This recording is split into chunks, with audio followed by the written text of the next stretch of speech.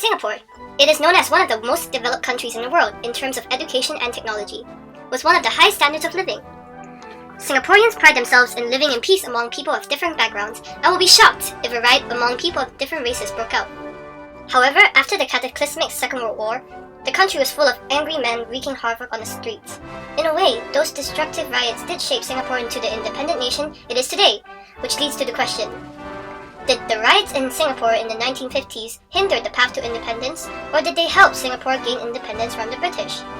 Singapore was tumultuous and unstable, with 4 riots occurring in the short span of 6 years. We'll be looking at 3 out of the 4 riots, known as the National Service Riots of 1954, the Hockley Bus Riots of 1955, and the SCM-SSU Riots of 1956.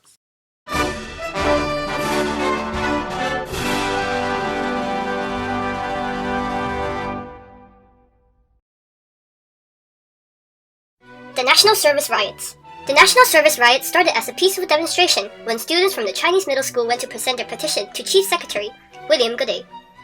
The reason for the petition was due to the British colonial government's passing of the National Service Ordinance in 1954, demanding all male citizens of Singapore between the age of 18 to 20 to register for it. The Chinese students did not register, and Gooday was willing to listen to their reasoning.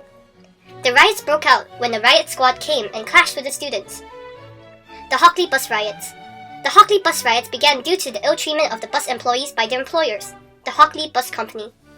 In February of 1955, the workers joined with the Singapore Bus Workers Union. The company, sensing danger, tried to dissolve the union by firing the organizers. The workers, feeling threatened, went on strike as they were not satisfied with their fellow employees' treatment.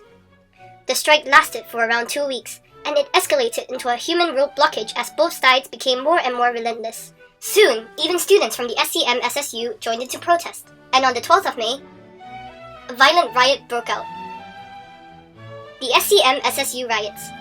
The SCM-SSU riots started when the Singapore Chinese Middle School Students' Union, or the SCM-SSU, was forced to close down due to efforts to shut down communist influences in Singapore. Hundreds of angry students and parents gathered to protest at the Chinese and Chung Cheng high schools.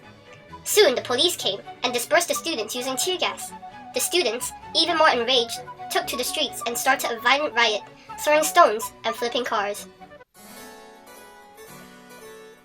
In these riots, it was the feeling of injustice that led to people protesting for their rights, and this both hindered and helped Singapore's path to independence from the British. But which outweighs the other? On one hand, the riots might have hindered Singapore's independence. During the Hockley Bus Riots, David Marshall, the Chief Minister, sensing injustice, stood up for the workers and pleaded against the Hockley Bus Company to no avail. The British government grew suspicious of Marshall's cooperation with the rioters, and they were not happy on how he reacted to the riot. This caused the British to lose trust in his governing of Singapore, and the influence communism has on the country, therefore hindering their trust in Singapore gaining independence. However, in hindsight, the riots might have helped Singapore gain independence. In these riots, the citizens of Singapore demonstrated their strong desire for independence, sending a message to the local government that they did not want to serve and defend a foreign government that deserted them during a time of need, instead of coming to their aid. Which prompted David Marshall, the Chief Minister then, to urge for independence. As a result, talks and meetings were held, leading to a delegation in London to negotiate for further independence and self-rule. Although this was not successful the first time, his successor, LYH, was able to reach an agreement with British during 1959, granting self-rule for Singapore. It was the riots that triggered the chain of events that led to Singapore's self-rule from the British, which later became independence. Without the severity of these riots, the local government will not understand how desperate the locals wanted independence. Therefore, the argument can be made that these riots helped achieve the independence of Singapore. On the other hand, the British were probably reluctant to grant Singapore independence, especially since the riots were all highly influenced by communism. In all 3 riots, the SCM-SSU played a part, constantly clashing with the police. At this time, China was ruled by a communist government, so the Chinese middle school students were all heavily influenced by their ideologies. The use of force by the police subsequently gained the SCM-SSU much sympathy from the public, giving the middle schools more freedom to carry out their left-wing activities openly. This obviously worried Britain, where capitalism, classism, and democracy was the dominant factor of the society, and communism challenged these factors. They feared that if Singapore were to be independent, it would fall under communist influence and threatened to turn against them later on. This reluctance potentially could have hindered Singapore's path to independence. When Lim Yew Hock replaced David Marshall as chief minister, in order to satisfy the British, he had to close down all communist and leftist movements and unions, such as the SCM-SSU, which, as mentioned before, led to the SCM-SSU riots, where hundreds of angry students and parents took to the streets, causing violence and disorder.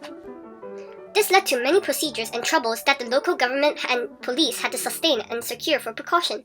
And although the way LYH dealt with the situation gained trust from the British, which will speed up the process of Singapore's independence, as the British did not need to worry about Singapore's potential communist influence under LYHY.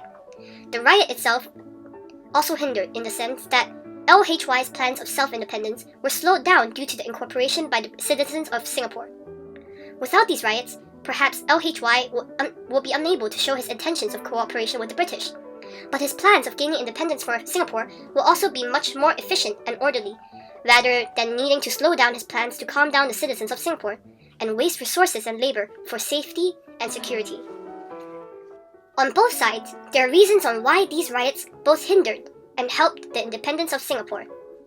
The arguments of hindered are shaped around the aftermath of those riots and how the British will be less willing to grant them independence due to the obvious communist influence as demonstrated by these riots, and fear that this will take over Singapore in the case that independence is granted.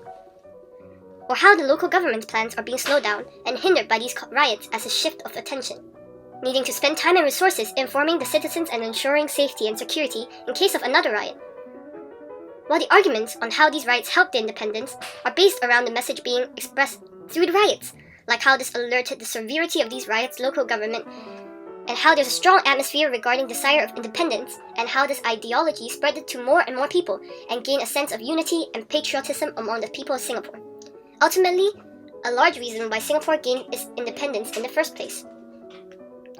Overall, these riots ultimately helped Singapore gain independence, as despite the British perhaps less willing to grant independence due to the potential communist influence that was demonstrated through the riots, the British was gradually and progressively granting Singapore independence anyways, and these riots only prompted the local government and chief ministers to quicken the process.